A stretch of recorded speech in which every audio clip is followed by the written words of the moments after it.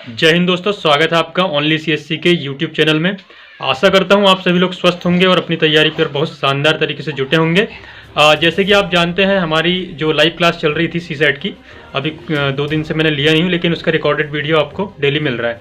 तो आज का भी वीडियो रिकॉर्डेड मिल रहा है आपको। आज का हमारा टॉपिक है क्यूब, क्यूब और क्यूबॉइड, ठीक है, जिसमें हम उससे संबंधित बेसिक जानकारी देखेंगे और उससे संबंधित फॉर्मूले देखेंगे, और उन्हीं फार्मूलों से आप उन प्रश्नों को, मतलब एग्जाम में आने वाले जो क्वेश्चन है उसको कैसे सॉल्व करते हैं, उसमें काफ़ी आपको हेल्प मिलेगी। तो चलिए आइए शुरू करते हैं आज की क्लास, ठीक है। नेक्स्ट स्लाइड में। जय हिंद। तो देखिए, आज का जो हमारा टॉपिक है वो है घन एवं घनाभ, ठीक है। आज से शुरू कर रहे हैं हम घन एवं घनाभ। बहुत ही शानदार टॉपिक है ये, ठीक है। इंटरेस्ट से पढ़ोगे तो मज़ा भी आएगा। हाँ, इससे रिलेटेड क्वेश्चन बहुत सारे एग्ज़ाम में कई बार पूछे गए, ठीक है ना। ज़्यादातर एसएससी के एग्ज़ाम में तो बहुत बार पूछा गया है, पीसीएस वगैरह के एग्ज़ाम में भी पूछे जाते हैं। तो आज तो हम इसका केवल बेसिक ही देख पाएंगे, क्योंकि बड़ा टॉपिक है ये और वीडियो भी थोड़ा लंबा हो जाएगा। और अभी कुछ दिन तक मैं लाइव क्लास तो लगाऊंगा नहीं, ठीक है, बता दूंगा आपको। तो थोड़ा भी हम साइंस की भी क्लास लेने वाले हैं, तो उसकी व्यवस्था में थोड़ा देखना पड़ रहा है अभी, ठीक है। चलिए हम देखते हैं अभी घनाभ फिलहाल, तो फिर बाद में उसकी चर्चा करेंगे। अब देखिए, यहाँ पर आपको दो डायग्राम दिख रहे हैं, एक ये, ठीक है, और एक ये। इन दोनों में क्या डिफरेंस है? इसमें आप देख रहे हैं कि ये वाली भुजा, ये वाली भुजा, ये सभी कैसी है, बराबर है, ठीक है। लेकिन यहाँ पर क्या डिफरेंस दिख रहा है? यहाँ पर ये वाली भुजा बड़ी है, ये छोटी है, ठीक है। तो हम इससे क्या अनुमान लगाते हैं कि ये, इसको हम क्या बोलेंगे, घन बोलेंगे। क्या बोलेंगे? घन, ठीक। और जबकि ये इसको क्या बोलेंगे, घनाभ बोलेंगे, ठीक है, घनाभ। ओके, तो ये हो गया हमारा घन और ये हो गया घनाभ, ठीक। मतलब अगर हम घन की बात करें तो घन का क्या हो जाएगा, घन जो होगा उसमें लंबाई, चौड़ाई और ऊंचाई, ठीक है, लंबाई, चौड़ाई और चौड़ाई, ऊंचाई सब कैसी होगी, बराबर होगी। जबकि घनाभ में क्या होता है, लंबाई अधिक, चौड़ाई कम, ठीक। तो साथ ही घन की डेफिनेशन क्या हो जाएगी हमारी, घन की जो डेफिनेशन हो जाएगी, इसमें लेंथ, ब्रीथ एंड हाइट तीनों कैसी होगी, बराबर होगी, ठीक। तो उसको हम क्या कहेंगे, घन कहेंगे। और अगर इसी के साथ घनाभ बोल दिया जाए, ठीक है, घनाभ, तो घनाभ क्या होगा, तो घनाभ में क्या होगा, किसी घनाभ की लंबाई, चौड़ाई तथा ऊंचाई हमेशा असमान रहेगी, ठीक है। लेंथ, ब्रीथ और हाइट तीनों कैसी रहेगी, नॉट इक्वल रहेगी, मतलब असमान रहेगी, बराबर नहीं रहेगी, ठीक। और क्या होगा इसमें, मतलब भिन्न भिन्न होगी। और इसकी क्या विशेषताएं हैं, इसकी विशेषता यह है कि घन के ही अनुरूप होती है। इसकी जो विशेषताएं हैं कुछ घन के अनुरूप होती है। जैसे इसमें 6 फलक होंगे, ठीक है। घनाभ में कितने फलक होंगे, 6 फलक होंगे, 12 किनारे होंगे और 8 कोने होंगे। इसमें 6 फलक, ठीक है, 6 फलक हो जाएंगे, ओके। और 12 किनारे हो जाएंगे, किनारे कितने हो जाएंगे इसमें, 12, ठीक। और 8 जो है वो कोने हो जाएंगे, ओके। ये कॉन्सेप्ट याद रखें, दोनों में सेम रहेगा, ये परिवर्तन नहीं होगा, ठीक। चलिए कुछ विशेष स्थिति की बात करते हैं इनकी।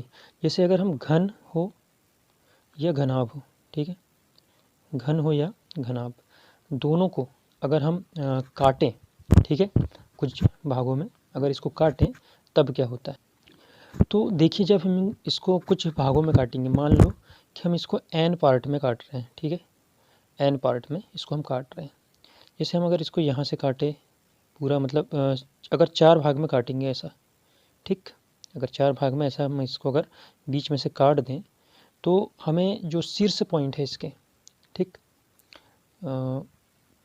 काटेंगे तो इसकी जो कोर होगी उसको मान लें हम कि वो n भागों में बढ़ जाएगी, n भागों में विभाजित हो जाएगी। सपोज ले रहे हैं हम, मतलब मान रहे हैं एक प्रकार से कि n भागों में विभाजित हो जाएगी।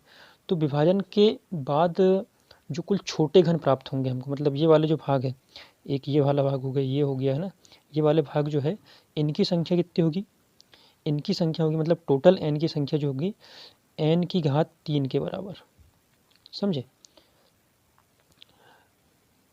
अब आप बोलोगे कि सर n की घात 3 क्या है,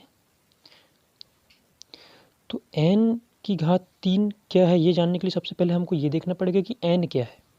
ठीक, तो n का जो वैल्यू होता है वो होता है बड़ा जो घन है हमारा, ठीक, जो हमारा बड़ा घन था, ठीक है, बड़ा घन की एक भुजा में अगर हम छोटे घन की एक भुजा का मान भाग देते, छोटे घन की भुजा की वैल्यू से डिवाइड कर दें तो हमें इसकी वैल्यू मिल जाएगी, मतलब स्मॉल n की वैल्यू मिल जाएगी। ठीक, समझ में आया ये। और जितना n का वैल्यू आएगा उसको हम अगर 3 टाइम मल्टीप्लाई कर दें तो हमें जो छोटे घन है, काटने के बाद जो छोटे घन की संख्या आएगी वो हमें पता चल जाएगी। ठीक है, चलो कॉन्सेप्ट क्लियर हो गया होगा, आगे बढ़ते हैं। अब देखिए, जब हम किसी भी घन को छोटे छोटे समान घनों में जब काटेंगे तो उसके बाद क्या होगा, उनमें विभिन्न भागों पर स्थित घनों की पहचान किस प्रकार से होगी ये हम देखेंगे। मतलब काटने के बाद क्या होगा, वो कुछ भागों में डिवाइड हो जाएगा। ठीक है, जैसे किसी भी संख्या को अगर हम बांटते हैं तो वो अन्य भागों में डिवाइड हो जाता है। जैसे अगर मैंने एक पेंसिल को काटा तो वो 2 टुकड़ों में डिवाइड हो जाएगी, मतलब बीच में से अगर काटूंगा 2 भाग होंगे। इसी तरह अगर हम घन या घनाभ को जब काटते हैं तो उसके भी कुछ पार्ट होंगे। ठीक है, और उन पार्ट्स का हमें नाम याद रखना कि किस पार्ट्स को क्या बोलते हैं। ठीक है, सपोज़ अगर मैं, जैसे ये आपको ये घन दिख रहा है, ठीक, इसको अगर काटूँ तो जैसे मैं क्या करूँगा, यहाँ से काटूँगा, फिर यहाँ से काटूँगा, इस टाइप से। ठीक है, इस टाइप से अपन इसको काटेंगे। ठीक, फिर इसको भी काटेंगे ऐसा। ठीक, ऐसा, मतलब ये सब तरफ से कट जाएगा ना पूरा। जैसे अगर मैं यहाँ से धारदार हथियार चलाऊँ इसमें, इसके ऊपर, ठीक, और यहाँ से चलाऊँ तो ये क्या होगा, इस टाइप से कटेगा ना ये।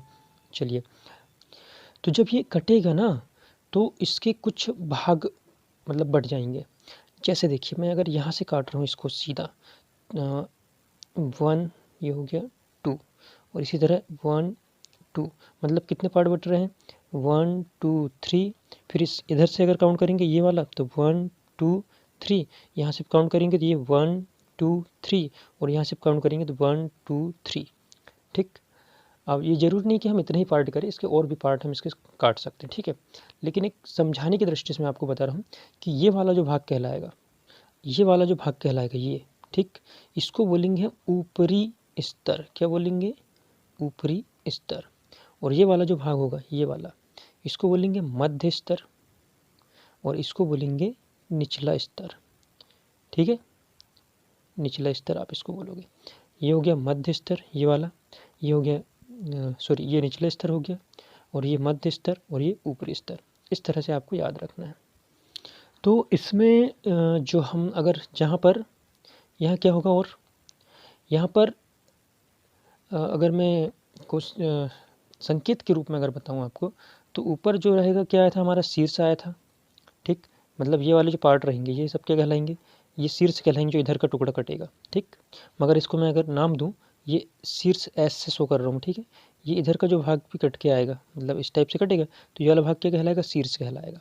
ठीक, और अगर मैं बीच की बात करूँ यहाँ पर, ठीक, तो इसको हम क्या बोलेंगे, केंद्रीय घन बोलेंगे। बीच का जो भी भाग आएगा उसको हम क्या बोलेंगे, केंद्रीय घन। ठीक, और मध्य घन किसको बोलेंगे, जैसे देखिए यहाँ पर हमने कितने 3 पार्ट किए थे, तो जो बीच वाला यहाँ का रहेगा उसको बोलेंगे मध्य घन। क्या बोलेंगे, मध्य घन। ठीक, और अंतः केंद्रीय घन मतलब जो अंदर का भाग रहेगा, अंदर का। ठीक, जो डायग्राम में हम नहीं देख सकते लेकिन वो भी कटेगा। ठीक, उसको क्या बोलेंगे हम, अंतः केंद्रीय घन, अंतः केंद्रीय घन। ठीक है, इस तरीके से आप याद रखिए। बहुत सिंपल टॉपिक है, जब क्वेश्चन सॉल्व करेंगे तो और अच्छी तरह से क्लियर होंगे। ठीक है, आज तो हम क्वेश्चन सॉल्व नहीं कर पाएंगे लेकिन कल की क्लास में करेंगे। ठीक है, और कुछ इससे संबंधित फार्मूले देखेंगे आज। चलिए आगे बढ़ते हैं। तो देखिए, अब इससे संबंधित कुछ परिभाषाएं देख लेते हैं हम। ठीक है, पहला टर्म है, पहली डेफिनेशन है इसकी क्या, तो पहली डेफिनेशन हम देखेंगे किसकी, शीर्ष घन की। शीर्ष घन क्या होता है।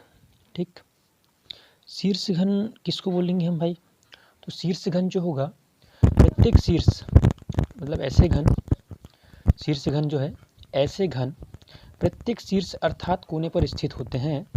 ठीक है, प्रत्येक घन के लिए उनकी संख्या जो होती है वो कितनी होती है, 8 होती है। ठीक है, ध्यान रखोगे कितनी होती है संख्या, 8 होती है, क्योंकि किसी भी घन में 8 कोने या 8 शीर्ष ही होते हैं।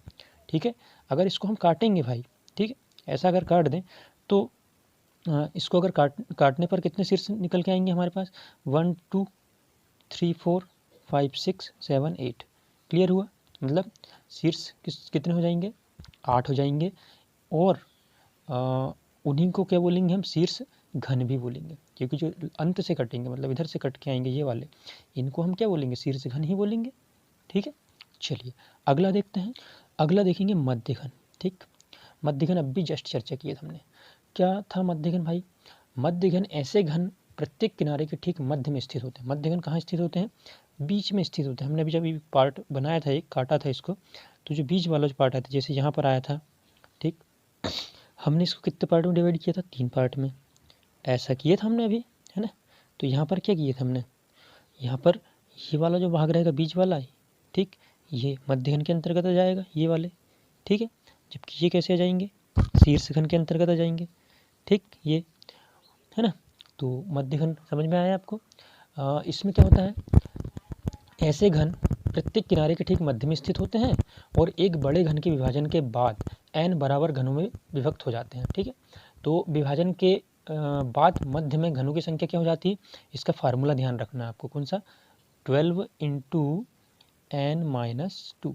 12 की वैल्यू मैंने बताया था, सॉरी n किसको बोलते हैं, स्मॉल n, वो मैंने बता चुका हूँ आपको। ठीक है, इसलिए इसमें कन्फ्यूज़ नहीं होना है।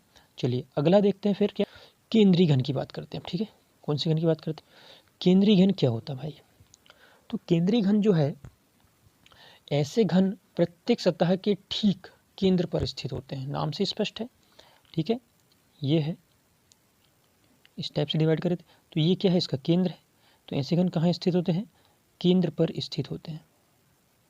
ओके, और एक चीज़ और है कि एक बड़े घन के विभाजन के बाद n बराबर घनों में विभक्त हो तो विभाजन के बाद केंद्रीय घनों की संख्या क्या हो जाती है, फार्मूला के रूप में याद रखना है आपको,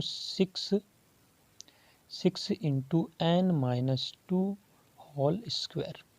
ये आपको याद रखना है, क्योंकि जब हम इसको काटेंगे तो इसमें क्या होगा, n पार्ट में डिवाइड होगा ये। ठीक है, n की वैल्यू मैंने आपको बता चुका हूँ कि n किसको बोलेंगे, स्मॉल n। ठीक है, तो n भागों में डिवाइड होंगे, तो जितने n रहेंगे उसमें से 2 माइनस करके, उसका होल स्क्वायर करके, उसमें 6 से मल्टीप्लाई करके हम केंद्रीय घन पता कर सकते हैं। ओके, चलिए आगे बढ़ते हैं। अगला देखते हैं हम अंतः केंद्रीय घन।